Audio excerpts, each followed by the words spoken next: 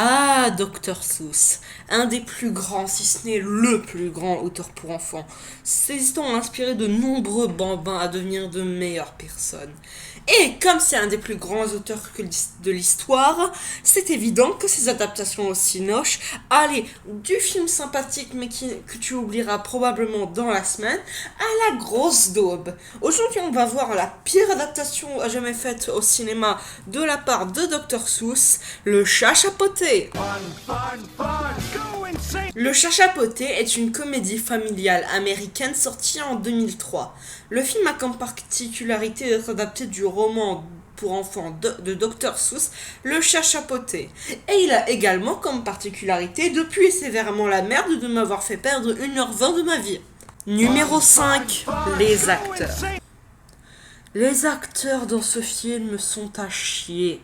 Je vais pas m'étendre dessus car je suis très mauvais pour juger un jeu d'acteur, mais si vous voulez avoir un exemple de mauvais jeu d'acteur, ce film sera parfait. Numéro 4, la production design. La production design de ce film est pourri.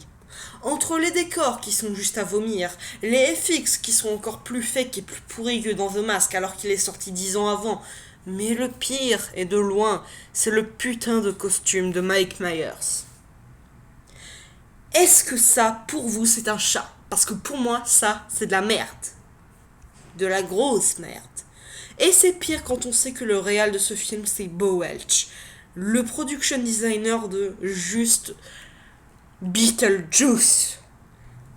Juste, comment c'est possible en 20 ans, passer de Beetlejuice, un film des années 80, au Chat Chapoté, un film des années 2000? C'est pas logique. Bref, je pourrais m'étendre sur la production design pour montrer à quel point elle est toute pourrie, mais honnêtement, ça serait me répéter. Alors juste comprenez, la production design de ce film, comme tout le reste d'ailleurs, est caca. Numéro 3, le scénario. Le scénario de ce film n'a strictement aucun sens et que le premier con qui va m'écrire dans les commentaires c'est une comédie familiale, c'est ça, pas besoin d'avoir un beau scénario, t'as qu'à tête ton cerveau, en plus du sais t'es gros, et bah qu'il aille bien se faire foutre sur la rue d'en face, parce que c'est pas parce que tu fais une comédie musicale que tu dois prendre ton public pour des cons. Les meilleures comédies musicales sont les comédies musicales qui prennent leur public au sérieux. Ce n'est pas le cas du Chat Chapoté. Cette comédie prend son public pour des cons et leur donne un scénario à chier. Déjà que le chat aurait pu prévenir les gosses des conséquences qu'il y aurait si la boîte avait été ouverte, ce qui nous aurait quand même évité une sacrée merde. Que le chat n'avait strictement aucune, et je dis bien aucune raison d'invoquer Bidule 1 et Bidule 2, à part pour les placer au début du film afin qu'ils soient utiles entre guillemets plus tard, parce qu'on pouvait juste régler le problème de la mère par une coïncidence scénaristique. Mais surtout le scénario de ce film n'a tellement aucune matière qu'il est obligé de faire du remplissage.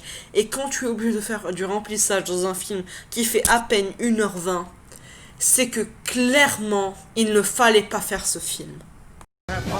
Numéro 2, l'insulte de l'original.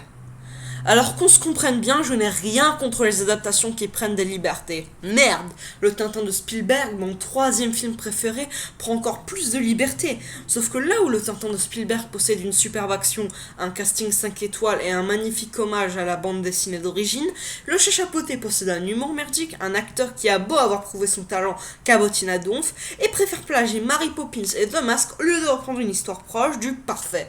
C'est ça le plus gros problème dans le Chat Chapoté. Au lieu de prendre une histoire unique pour en faire quelque chose de mémorable, il préfère faire un plagiat qu'on oubliera dans la semaine, et ça, ce n'est pas tolérable. Mais ça, c'est son plus gros défaut d'une façon objective, d'un point de vue objectif, excusez-moi. Mais si je devais vraiment dire la pire chose dans ce film, ce serait très largement numéro 1, l'humour. Ce film, je n'ai même pas de mots pour décrire la comédie dans ce film. tellement c'est indescriptible. Je veux dire, il n'y a littéralement aucun gag qui fonctionne. Même dans les Dalton, oui, la pire comédie française, pire que les nouvelles aventures d'Aladin, il y avait un gag drôle. Un petit gag drôle, ça ne sauvait pas le naufrage, mais c'était quand même un gag drôle. Alors que là, il n'y a rien. Et déjà que avoir un humour merdique, ce n'est déjà pas extrêmement bien, mais quand ton humour est non seulement merdique, mais non seulement le cul entre deux chaises, ça c'est encore pire. Parce qu'il y a des blagues qui sont juste tout simplement insupportables et clairement pensées pour des gosses, ce qui va énerver les adultes. Et il y a des blagues que les enfants ne vont pas comprendre, car c'est des blagues pour les adultes. Et je veux dire, c'est quoi l'intérêt de mettre une blague sur une métaphore à l'éjaculation dans un film pour enfants? C'est quoi l'intérêt, sérieusement? Bref, je m'énerve peut-être moins sur ce point que sur le point précédent, mais c'est uniquement parce que la comédie dans ce film, il faut la voir pour le croire. Alors regardez ce film, faites-vous votre propre avis, et honnêtement votre avis sera le même que le mien, parce que ce film pue la merde, il m'a fait perdre 1h20 de ma vie, et pour ça je l'envoie chier. Fun, fun, fun! Go insane and have some fun, fun, fun! Just look at me! Merci d'avoir regardé cette vidéo. On est déjà à 3, j'espère que ça vous aura plu. N'hésitez pas à liker, commenter et surtout commenter. C'est vraiment extrêmement important pour moi. J'ai besoin de savoir votre avis sur mes vidéos.